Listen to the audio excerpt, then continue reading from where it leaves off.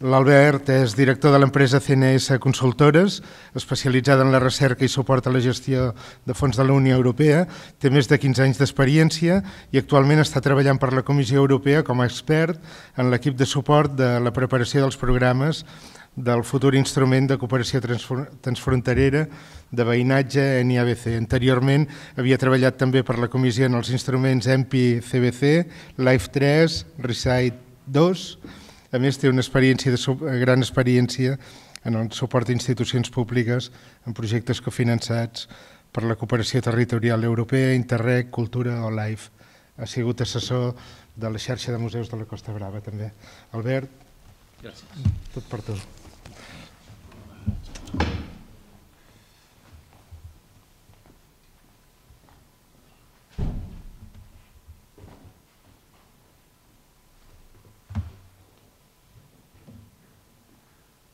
Ho faré dret, si no us importa. Jo no sé estar assegut darrere una cadira.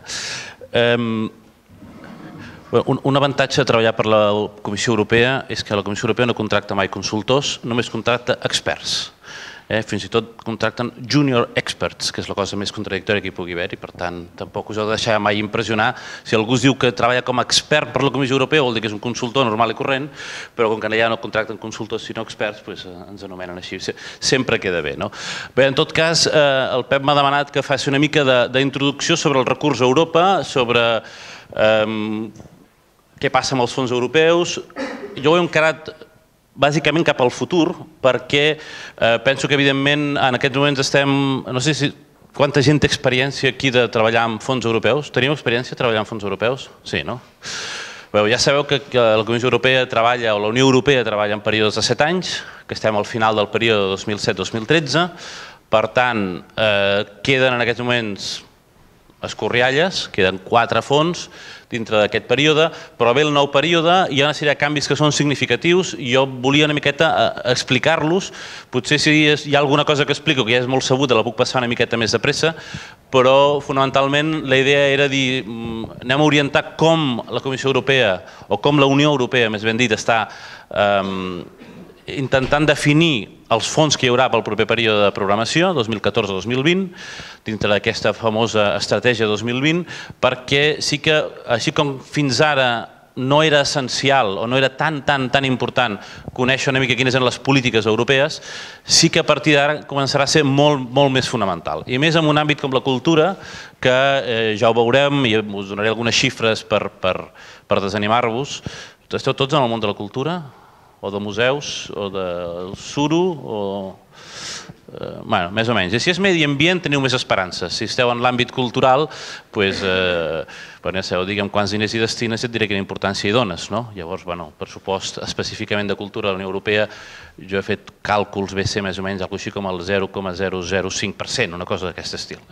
Per tant, són pocs diners. Això no vol dir que no es puguin obtenir diners, no vol dir que no es puguin finançar projectes, però vol dir que s'ha de ser una mica més creatiu, més imaginatiu en veure com encaixar projectes de l'àmbit cultural dintre dels programes. Llavors, la meva idea és aquesta, fer una mica una petita introducció al 2020, una petita introducció al marc financer, sobretot perquè veieu tota una sèrie de programes. Jo penso que un dels problemes que tenim en general a tot arreu és que, a tots els països, no només a Catalunya o a Espanya, amb base a Itàlia, Portugal, a França és el mateix, tots sabem anar a buscar un FEDER, tots sabem inclús anar a buscar un Interreg i a moltes vegades costa molt anar més enllà d'això. És a dir, tot el que siguin altre tipus de fons costa bastant. Llavors jo penso que fer un petit repàs del tipus de fons que hi ha i veure on podem encaixar projectes també està bé i on s'han d'anar a buscar. Llavors farem un petit repàs d'això. Ho hem de fer sobre els programes actuals perquè no tenim el disseny concret dels programes del proper període, però el que sí està clar és que no seran molt diferents. Per tant, jo penso que ens pot ajudar a orientar-nos. Quatre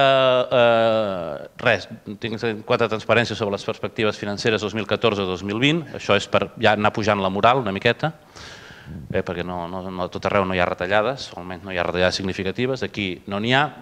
I llavors vull acabar amb primer unes petites claus per obtenció de fons europeus.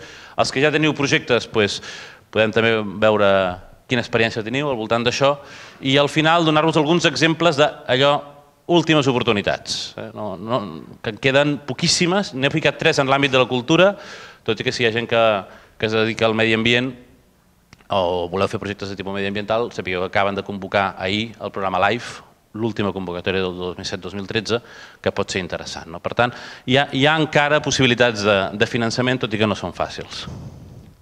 Bé, aquest senyor el coneixeu, no? Es parla molt de l'Europa 2020 i dels objectius aquests, que si el 20% de reducció d'energia... No té res a veure, 2020 és simplement perquè la Comissió Europea treballa de 7 anys en 7 anys i ara coincideix que l'últim any del proper període és l'any 2020. La Comissió Europea va fer l'any 2000 una estratègia que en deien l'estratègia Lisboa, que entre altres coses preveia tenir plena ocupació el 2005. El 2005 ja es veia que no funcionaria, ja la van revisar i ara ja s'ha confirmat que tota aquella estratègia va ser un desastre total. L'únic avantatge que té la Comissió Europea és que sí que és molt capaç de fer molta autocrítica sempre, que per tant fan una revisió permanent de les seves polítiques i de les seves prioritats. Pel 2020 tot ha d'anar lligat aquí, és a dir, tots els fons del proper període han d'anar lligat fonamentalment a 3 potes. Us les he posat en anglès per diversos motius. Un, perquè si no sabeu anglès, cada cop serà més difícil trobar fons europeus, o francès, però fonamentalment anglès. És a dir, anar a Via Laietana a demanar un FEDER, ho seguirem fent, però també, si volem diners, cada vegada més haurem de fer projectes de cooperació amb altres països. Moltes vegades s'hauran de presentar propostes en llocs que no siguin al costat de casa i, per tant, hem d'estar preparats d'escriure propostes en anglès i poder-nos relacionar amb anglès. I després, per una segona cosa, i és perquè aquesta gent han triat una paraula, que és la paraula smart, que malauradament no té traducció a la nostra llengua, i que aquí s'ha traduït per intel·ligent, però intel·ligent en anglès és intelligent, pels que sabeu anglès. Per tant, no és smart, i smart és una altra cosa, i llavors jo penso que val la pena no perdre de vista. Aquí no és un tema d'intel·ligència, és un tema de ser més aviat espavilat, de ser capaç de sortir-te'n.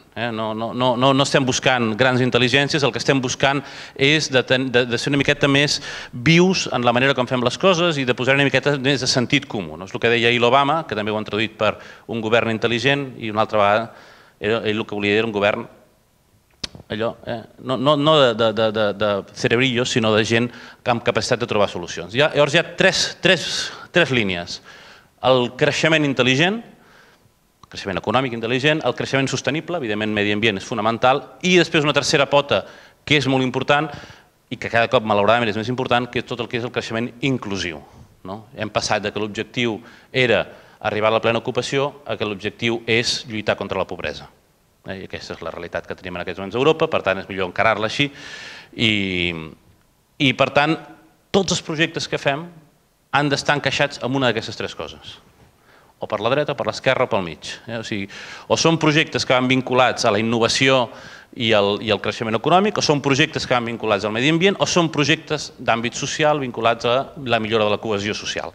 I aquests són els 3 focus. Ja veieu que la cultura no hi és, però això no vol dir que no pugui haver-hi projectes culturals, uns que ajuden que treballen la cohesió social o altres de caire més mediambiental, però per tant segueix havent-hi marges, i ara els anirem veient, però sempre en aquests 3. El de la governança econòmica, oblidem-ho, és tots aquests embolics de finançar bancs i aquestes coses que ja sabem com van.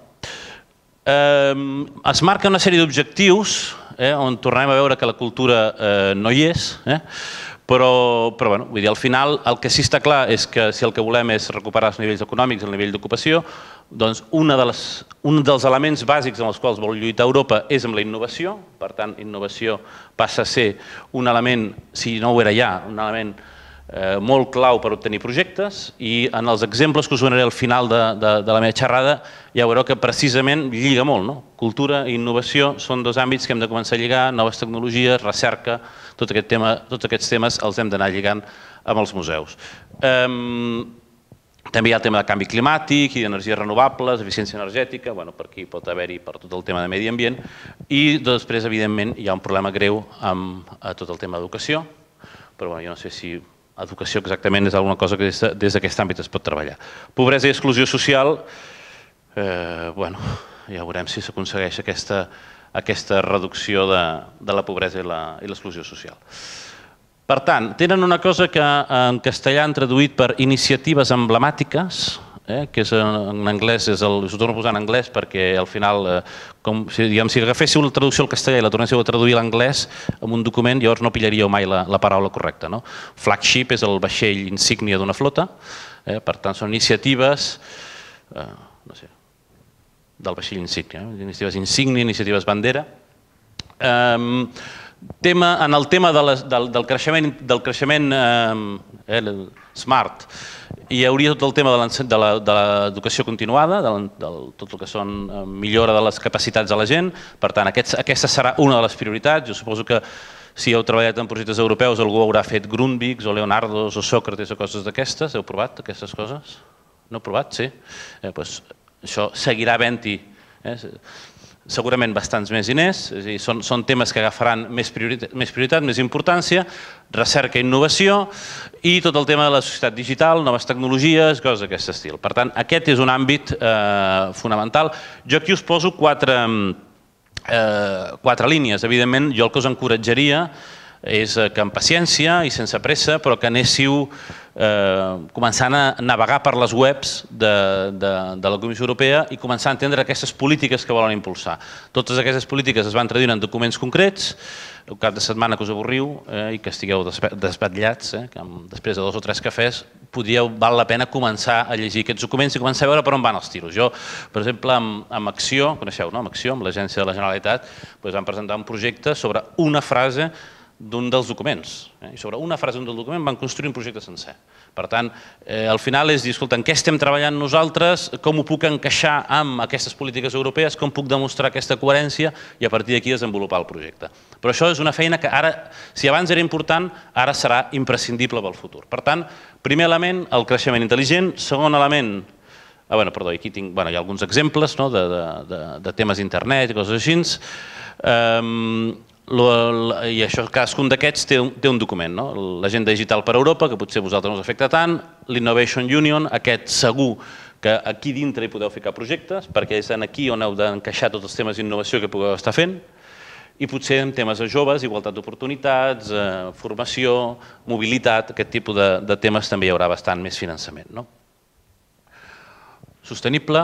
El creixement sostenible no hi ha grans novetats. Europa es planteja seguir treballant en temes de creixement sostenible, en temes de zero emissions de carboni, en temes de reducció del consum d'energia, en temes d'energies renovables, etc. I també comencen a introduir coses que són molt importants i que jo penso que aquí també ens han costat fins ara una mica perquè potser hem treballat molt en fons FEDER sempre, on hi ha pànic al privat. Sense el sector privat no anem enlloc. Jo penso que això ja comença a ser clar, sense el sector privat no anem enlloc. Per tant, tot és la col·laboració món acadèmic, món públic, món privat, serà imprescindible. Per tant, tot el que és la col·laboració amb les pimes, i especialment pimes, jo crec que Europa té clar, i en aquest nostre país també és exactament així, l'ocupació es crea a les pimes, l'ocupació no es crea a les grans empreses. Home, també una miqueta, però al final els grans generadors d'ocupació són les petites empreses, per tant hem d'anar entrant en projectes de col·laboració amb el món empresarial. I hem d'anar entrant en projectes també de col·laboració amb institucions privades, potser no exactament amb això, però amb el món associatiu, amb el tercer sector. És a dir, cada vegada més els projectes seran projectes que no són per fer jo solet, o per fer, ens ajuntem 3 museus i fem un projecte, sinó que potser ens hem d'ajuntar al museu amb el Consell Comarcal o amb l'Ajuntament, amb l'associació, amb la Cambra de Comerç, l'associació d'empresaris o amb la confraria de pescadors. No, pescadors amb el suro no, però el suro flota, això sí, no? Però heu d'anar buscant, s'haurà d'anar buscant tota aquesta col·laboració d'entitats que són en principi de naturalesa diferent, però que poden ajudar justament a millorar. Al final, l'objectiu, en el fons... Digues que s'ha pagat. Ara? L'he d'apropar més? Perdó.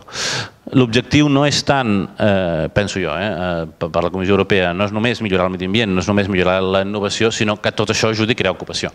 Per tant, el que està clar és que això no s'ha de veure com una despesa, sinó com una inversió. Tercer element fonamental, i jo penso que aquí també hi ha molt a dir des del món de la cultura, és el creixement inclusiu. El que està clar és que el gran problema d'Europa en aquests moments és l'increment, no és tant l'atur, sinó ja l'increment de la pobresa, i per tant tot el que sigui millora de l'ocupabilitat, millora de la formació,